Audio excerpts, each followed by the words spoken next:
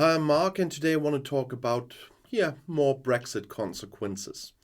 The Orient Express is considered a luxury hotel on wheels and a dream for railway fans. But for Great Britain, the dream is now over. It is the subject of a famous novel by Agatha Christie, which was also made into films several times. A trip on the Orient Express is a dream for train fans and railroad romantics. Those who can afford to take the historic vehicle, a trip costs several thousands euros per night, can travel through Europe on various routes. Since the 1980s, it has also been possible to start the stylish journey with fully equipped suites and upscale dinner on the Orient Express from London. However, Brexit is causing complications in travel operations. From London to Venice in a historic luxury train. That will no longer be possible after 2024.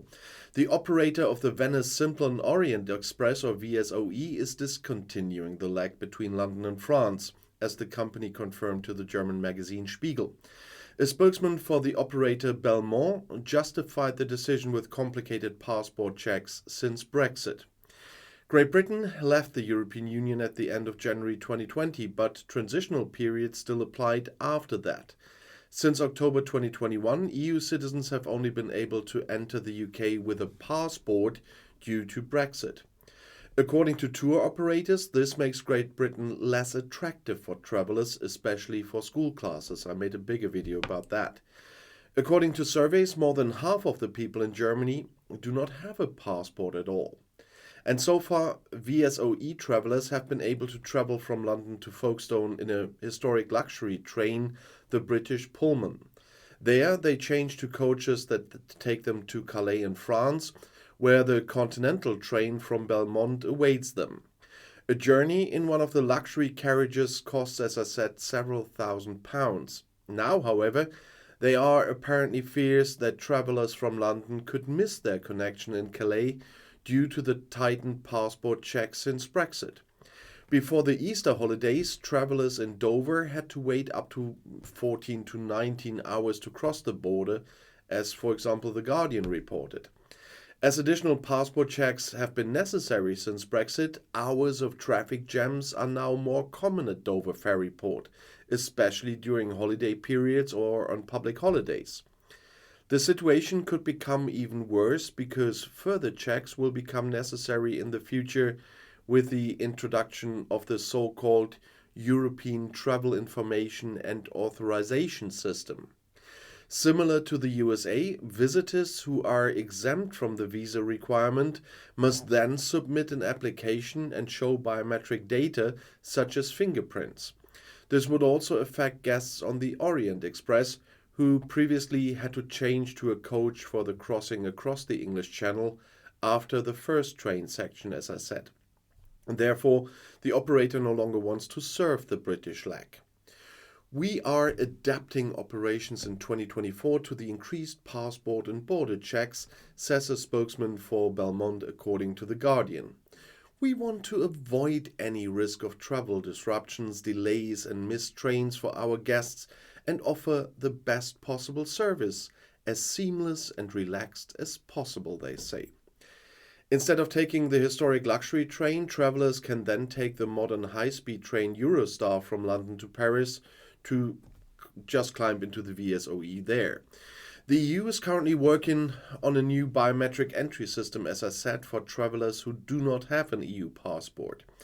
Upon entry, facial recognition data and fingerprints should be stored, and the process should also be fully automated. However, there are fears that entry could be delayed as a result.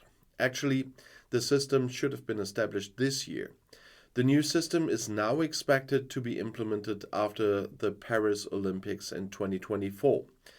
The original Orient Express first ran in 1883 and later provided a direct connection from Paris to Istanbul, then known as Constantinople.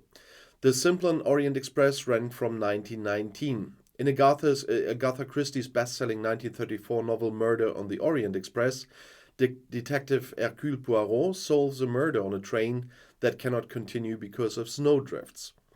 The rolling luxury hotel that inspired crime writer Agatha Christie to write her classic Murder on the Orient Express has connected Paris with Istanbul, as I said, since the late 19th century. However, the name Orient Express has been used for trains of different operators and routes over the time. Since the 1980s, it has been possible to start the stylish journey from London to Venice, for example, with fully equipped suites and fine dining on board, and as I mentioned earlier, prices run into the thousands of pounds per person. And there are now several modern connections with luxury trains that refer to the original Orient Express. Belmont has been offering connections between London and Venice since 1982. The VSOE consists of historic sleeping cars. The luxury train also runs on other routes, including connections of the legendary Orient Express. In the direction of London, however, the train or the plane is probably still the best choice, because with a car you can experience a nasty surprise. If you are a tourist driving in London, you sometimes have to adhere to strict rules.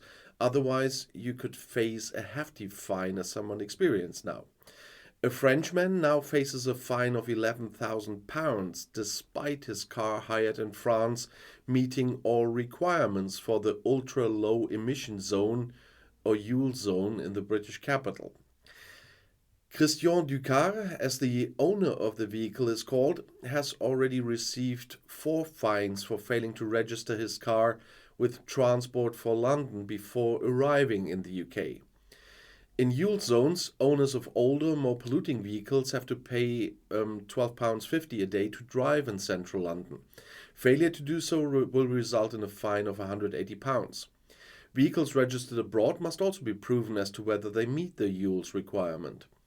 If this payment is not made within 28 days, the penalty increases significantly.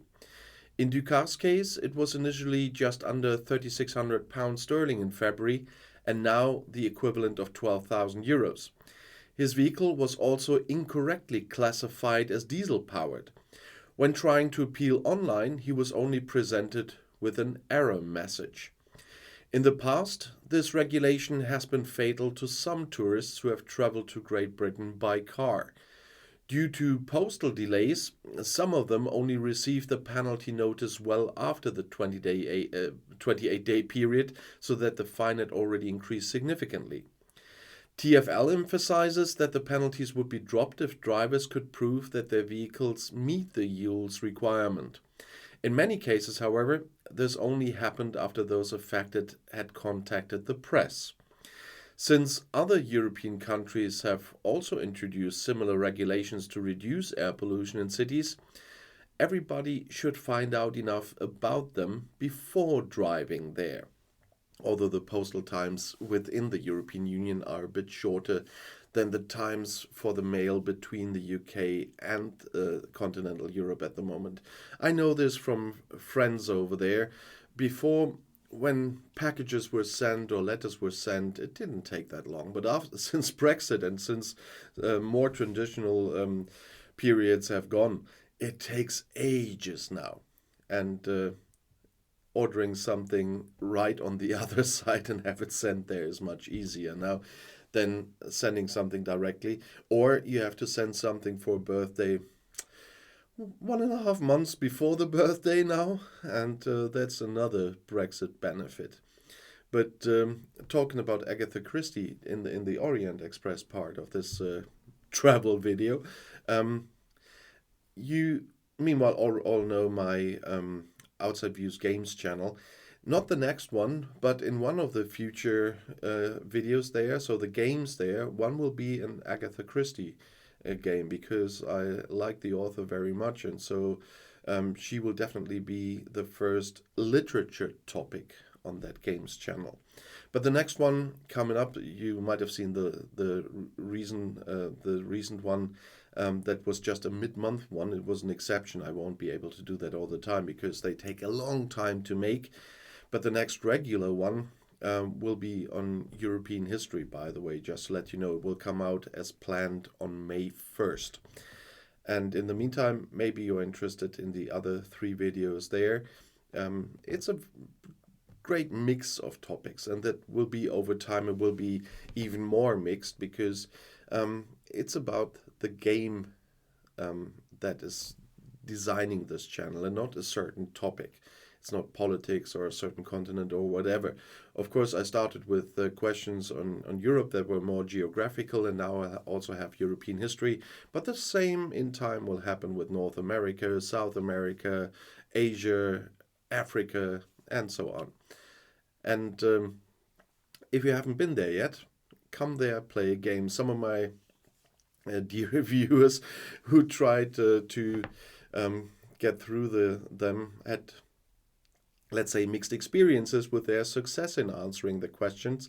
And really, hi Mogi, I'm hoping that you will do much better in the next one on the 1st of May. And for the rest of you, I'll see you in my next video. I'll be back.